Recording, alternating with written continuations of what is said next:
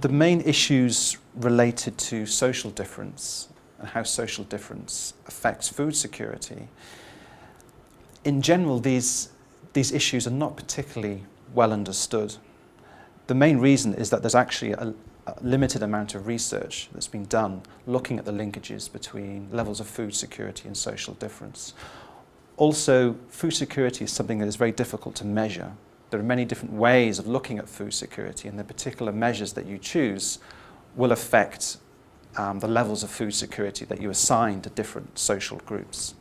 Different people experience food insecurity in different ways. So understanding how women in a household or children or elderly people experience food insecurity, and also how it's experienced differentially in different locations and how it's contextually understood. In general, though, I'd say there are some patterns that emerge when you're looking at the linkages between food security and social difference.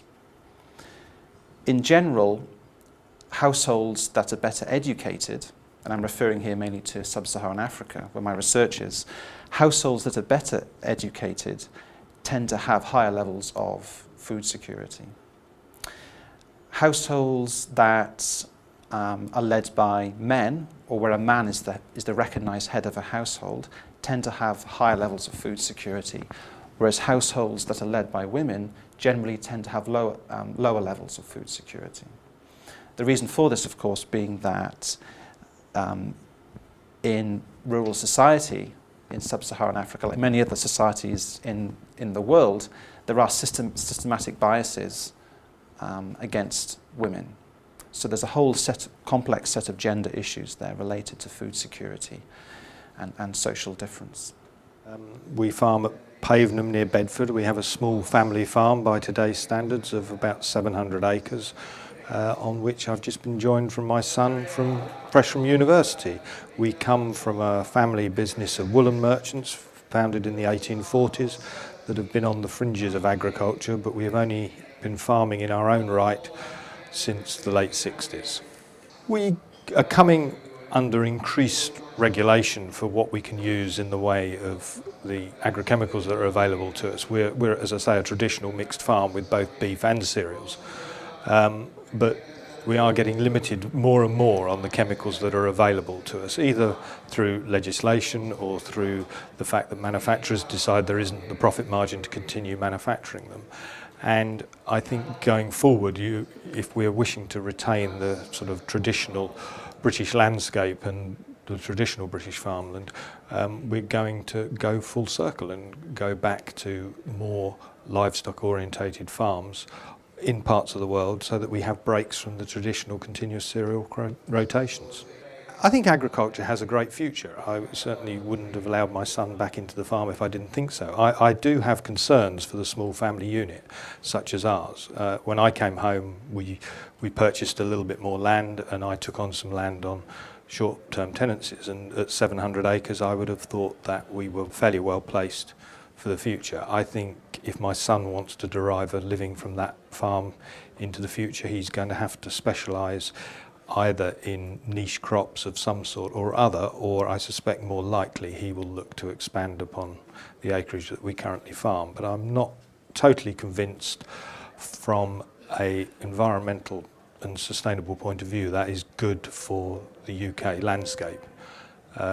Traditionally, the family farm, you're not the owner of it, you're the custodian of it for the next generation. I think when you get into the agri-businesses, the land is a commodity like anything else, which is used to create the profit, and there is a subtle difference. Critical issues for food insecurity in rural and urban households in Uganda. I think actually primarily you're talking about rural households and food insecurity. There are a set of issues. The first one relates to rural poverty, people's access to assets, low agricultural production, extremely poor extension services. The second issue relates to differences that you find in different parts of the country. You've had civil conflict, particularly in the north of the country, putting extreme pressure on household food security if populations have had to move out of particular areas. You also have particular livelihoods related to, for instance, livestock production, particularly in the west of the country, and fish-based production around Lake Victoria and also around some of the riverine areas, and that, I'm told, is declining. So that puts pressure on food security. One other issue for food security in sub-Saharan Africa is to recognise the importance of livestock. If you can give poor people a glass of milk a day or whatever, you're working wonders for their nutrition. If you just give them cereals, it's starch. We need to balance the diet.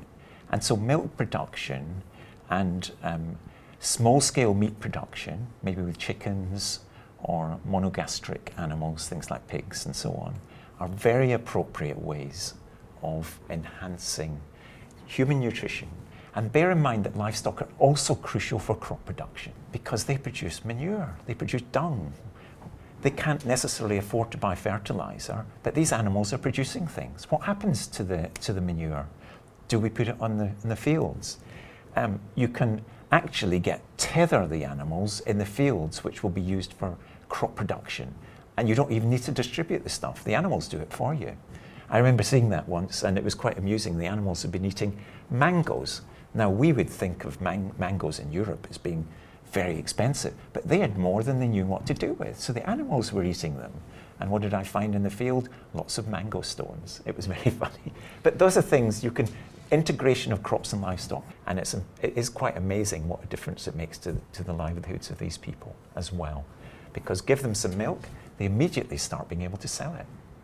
Once you can start selling your output, you're immediately getting to the money you might need to feed your children, to send them to school, and all these other issues which they're facing.